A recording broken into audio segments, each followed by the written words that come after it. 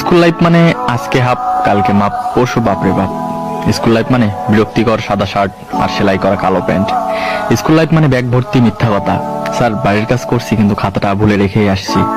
Sir বিশ্বাস করেন গতকাল আমার পেটে ব্যথা ছিল তাই স্কুল আসতে পারিনি। সত্যি স্যার এটা আমার অভিভাবকের সাইন। স্কুল লাইফ মানে একদল হারামি বন্ধু, তখন প্রেম মানে বুঝতাম A+S। আর এই কাহিনী আমার হারামি বন্ধুরা শুনলে আমার অবস্থা শেষ। আর রবীন্দ্রনাথ যদি আমাদের তৈরি জাতীয় সঙ্গীত শুনতেন তাহলে নিজেকে নোবেল পাওয়ার অযোগ্য মনে করতেন। শপথ মানে নিজে অন্যায় করব, অন্যের অন্যায়কে প্রশ্রয় দেব। স্যারদের নিকনেম গুলো শুনলে হয়তো তারা তখনই চাকরি ছেড়ে চলে যেতেন। আমার এক একটা বন্ধু ছিল ক্লাস ফাঁকি দেওয়ার উপর PhD করা।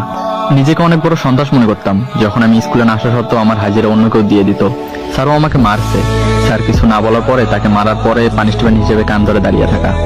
স্কুল লাইফ মানে নিজের ইচ্ছের বাইরে ঘন্টার পর ঘন্টা ক্লাসরুমে বসে থাকা। তখন প্রতিটা শুক্রবারকে ঈদ মনে হতো, আর এখন প্রতিটা দিনকে শুক্রবার মনে হয়, কিন্তু আগের মতো সেই ফিলিংসটা আর আসে না। হ্যাঁ আমি মিস করি, অনেক মিস করি ফেলে আসা সেই স্কুল লাইফটাকে, বন্ধু নামক কলেজের ভাইগুলোকে, আর শিক্ষক শিক্ষিকা নামক বাবা মাকে।